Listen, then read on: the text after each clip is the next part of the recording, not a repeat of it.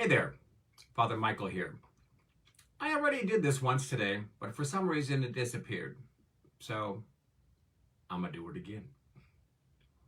My son Chris, when he was in middle school, young teenager, started hanging out with a group of guys who were into an underground sport referred to as yarding or sometimes backyarding.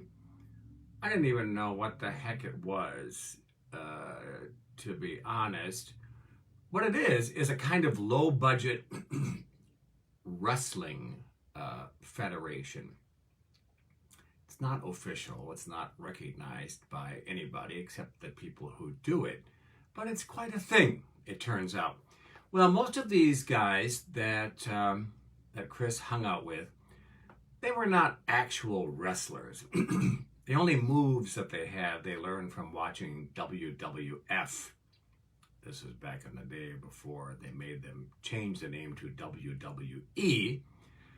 And every time they got together, the same argument inevitably came to the surface.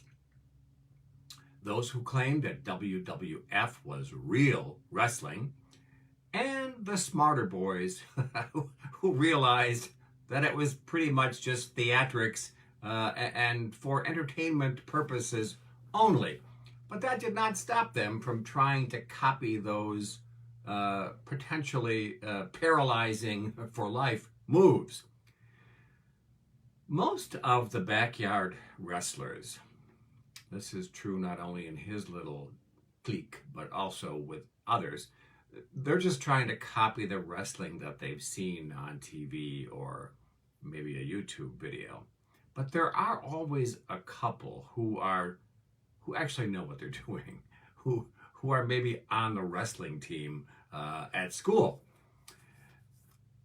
The fact that the sport is underground and kind of countercultural, that I think is the thing that really appealed to Chris, because he was that kind of guy. Anyway, during summer break one year, a new kid either moved to town or, I don't know, somehow found out about this group, and he became a part of the group of wrestlers. Well, the difference was this kid, his father had held him back a year or two so that he would be able to be big and bulky and kick some serious butt in high school sports. Kind of weird there, Dad. You probably need some therapy. But anyway, that's what the story was. So here we have, they're all the same grade, but this kid is enormous. He is definitely an ectomorph. Is that what I want to say? No, mesomorph, the muscular type. Bulky, just big guy, like 6'3", 6'4", big frame, big guns, big pecs, big mouth. You get the idea.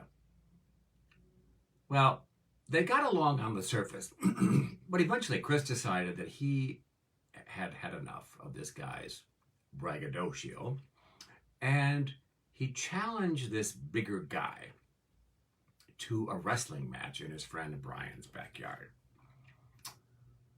Chris was a lot shorter. Chris was a skinny kid like I was at that age. This opponent that he was going to face probably outweighed him by at least 20 pounds, maybe 30 or more. And I'm sure that this Goliath of a kid thought this was going to be fun, putting this skinny kid in his place. Well, despite that other guy's physical size and his large muscles and his confidence, Chris actually beat him really quickly 3 consecutive times. And so I wasn't there. I'm listening to the account the next day as I'm making breakfast, and Chris is telling me the whole thing, and I'm listening to the story, and I know who this kid is. And I'm like, wait, So if this other guy, and I forget his name, but if he is so much bigger and he actually has some training, some wrestling expertise, how did you beat him 3 times? And Chris said, Dad, there is a big difference between having big muscles and being strong. In other words, despite the ability of some people to show their muscular appearance, the real strength lies elsewhere, deeper within the person, and it cannot be perceived by looking only at the externals. James chapter 2, verse 26 says, "As the body without the spirit is dead, so too faith without works is dead." I think Chris's observation about muscles not being an indicator of strength, that external appearance does not reveal the interior reality of a person, I like it. I think it's true. I think the same is true about our faith in God. Because, let's be serious, sometimes our faith in God is like, it's just for show. It's for other people's consumption. It's to show other people how spiritual we are. And so we're going to post some God memes and can I get an amen? I have never given an amen to any of that stuff because I'm that guy. Because there's a big difference between having a stupid Jesus meme and having authentic faith. A real faith starts with a fundamental choice. This is the way I look at it now. Yes, faith is a gift from God. We can't take any credit for it. It is what it is. But that being said, there is a fundamental existential choice that has to happen first. And that choice is this. Am I going to believe in order in the universe, that somehow this living and this life makes some kind of damn sense at the end of the day? Or am I going to embrace the idea of chaos, that none of this makes any damn sense, that the only sense that I make of life is the stuff I make up and invent and play along with? Therein lies the choice. The precursor of faith, I think, is that fundamental choosing the option of believing in order in the universe. Even if we can't see it, even if we know we're not going to ever get our heads around it. It turns out that faith, just like wrestling, is a contact sport. It puts us in direct connection with God, but if it's legit, as James says, there are some actions and deeds and works that proceed from that faith. And so it not only is a contact sport connecting us to God, it connects us to everybody else.